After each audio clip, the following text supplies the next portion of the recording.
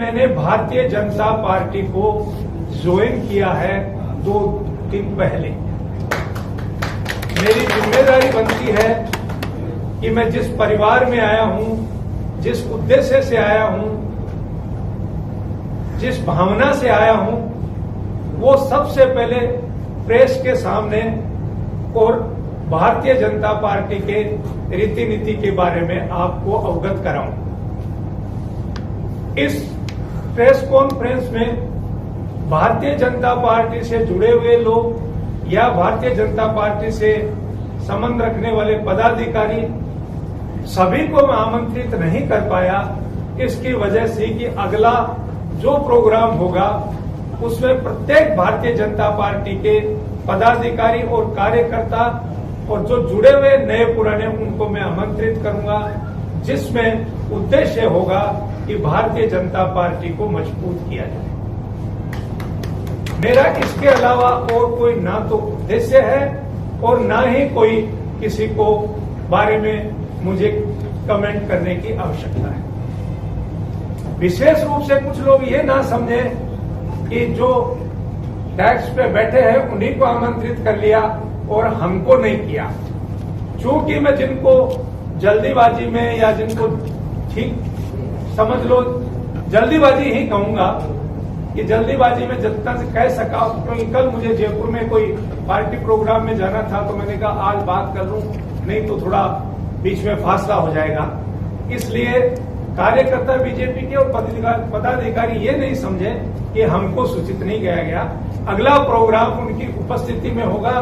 मेरी उनसे सादर प्रार्थना होगी। पार्टी में आज से पहले जो भी पदाधिकारी थे, जो भी कार्यकर्ता थे, मैं उनका मान सम्मान रखते हुए मैं उनके घर में एक छोटे भाई की तरह आया हूं। भारतीय जनता पार्टी वो बड़ा विश्वविद्यालय है, मैं तो एक प्राथमिक शाला का विद्यार्थी बनके इनके बीच में आया हूं। तो मैं समझता हूं कि मेरे लिए ये सब बड़े हैं, सब मेरे मार्गदर्शक हैं और इनसे मैं कुछ न कुछ सीखूंगा, ऐसी मैं उम्मीद करता हूं। मेरा उद्देश्य ये है कि मैं सब छोटे बड़े कार्यकर्ताओं का मान सम्मान रखूं और किसी ग्रुपबाजी को न तो मैं चाहता हूं और न ही मैं सम्मिलित हूंगा। मेरे लिए हर भारतीय जनता पार्टी का कार्यकर्ता और पदाधिकारी मेरे बड़े भाई के समान है। मैं उनका आदर और सम्मान करूंगा। नरेंद्र मोदी जी की नीतियों को मैं आगे बढ़ाने का काम करूंगा। मुझे संगठन का अनुभव है, इसलिए मैं कह सकता हूं कि भारतीय जनता पार्टी की जो नीतियां हैं, देश हित में, जो प्रदेश हित में, जिले स्तर संबंध में या तहसील में या गांव ढाणी में, मैं उनको जन जन तक पहुंचाने का काम करूंगा।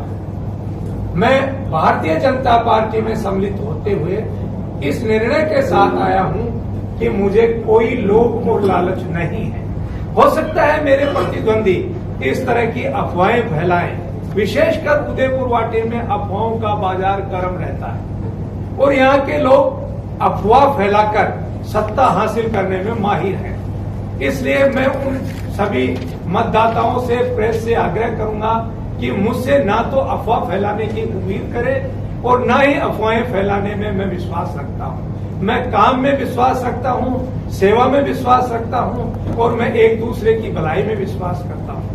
मैं किसी भी व्यक्ति की लाइन छोटी करने वाला आदमी नहीं हूं। मैं मेरी लाइन बढ़ाने वाला आदमी हूं, पार्टी की लाइन बढ़ाने वाला आदमी हूं, पार्टी के कार्यकर्ता और पार्टी के पदाधिकारी को सरमाथे पे रख के और आगे चलने वाला आदमी।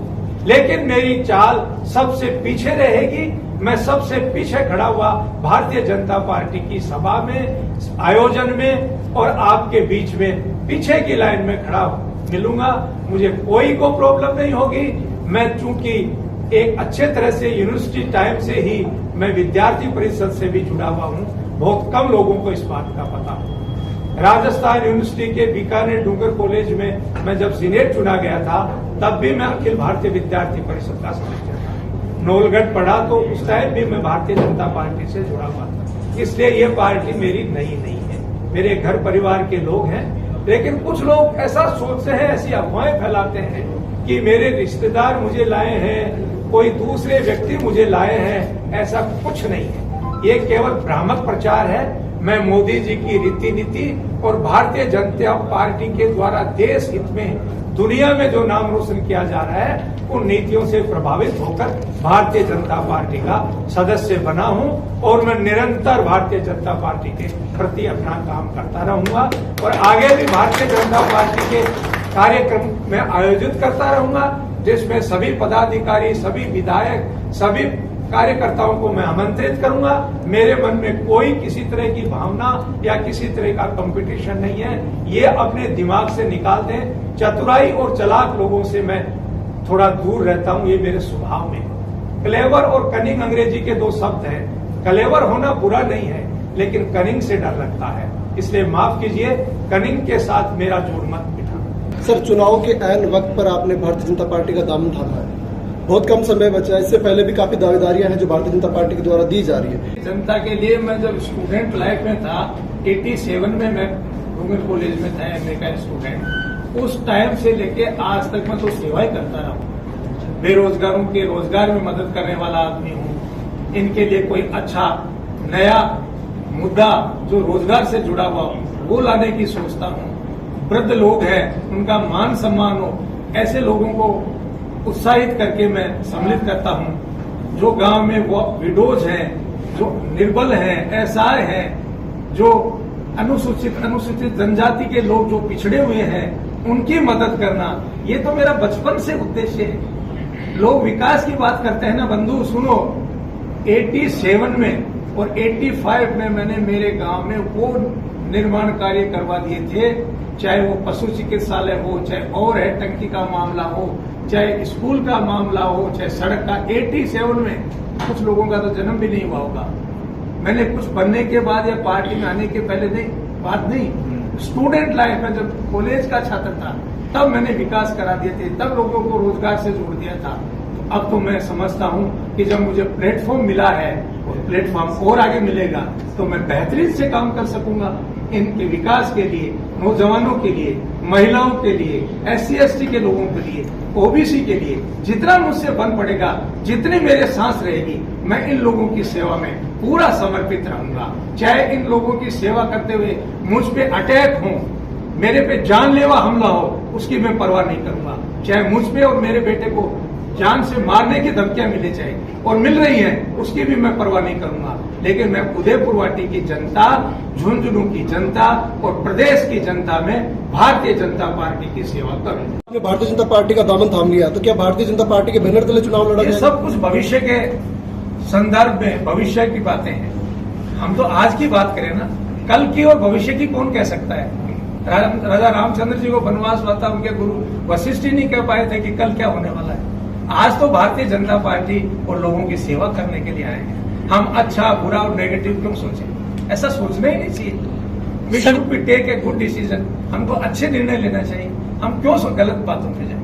हम भारतीय जनता पार्टी में लोगों की सेवा करने के लिए और भारतीय जनता पार्टी को मजबूत करने के लिए आए हैं। कल क्या होगा मैं नहीं कह सकता। अगर कोई दूसरा कैंडिडेट आता तो आप उनके साथ रहेंगे सर? मैं कहता हूं, मैं इस बात पे जाना ही नहीं चाहता।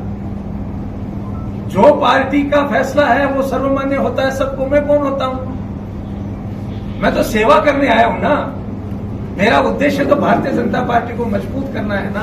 भविष्य की तो कोई नहीं कह सकता। मैंने कहा ना, राजा रामचंद्र जी का होता है, तो मैं कैसे भविष्य की बात करूं? जी सर, बड़ा मुश्किल है। कुछ दिन पहले आप भारतीय जनता पार्टी पे आरोप लगाते थे, आज आपने भारतीय जनता पार्टी का दामन। ये तो होता ही है, राजनीति में चलता रहता है। तो जिस पार्टी में होता है उसकी बढ़ाई करता है, तो जिससे विमुख हो जाता है तो उसकी कमियां गिराता है। ये तो मानव स्वभाव है। इसमें मैं क्या, दुनिया में ये चलता आ रहा है, मैं कोई नया थोड़ी। यहाँ तो बदलाव आना जाना आपके क्षेत्र में तो लगा ही रहता है, देश में, दुनिया में लगा रहता है। ये तो दुनिया की रीत है, आप और हम बदल नहीं सकते। उदयपुर में नहीं, जिले में खिलेगा, राजस्थान में खिलेगा और मोदी हम मेजोरिटी में लोकसभा में फिर आएगा। मैं दावे के साथ कह सकता हूं। बिना पार्टी में परीक्षा में 10 आदमी बैठते हैं, सब ये उम्मीद करते हैं कि मैं फर्स्ट डिवीजन लाऊं, पर संभव है क्या? सभी फर्स्ट डिवीजन के लिए बैठेंगे? किसको डिस्टिंक्शन मार्क मिलेगा, किस फर्स्ट डिवीजन आएगा, कौन सेकंड डिवीजन आएगा? ये तो भविष्य बताएगा। भविष्य की बातें है ना, हम तो आज की बात करें।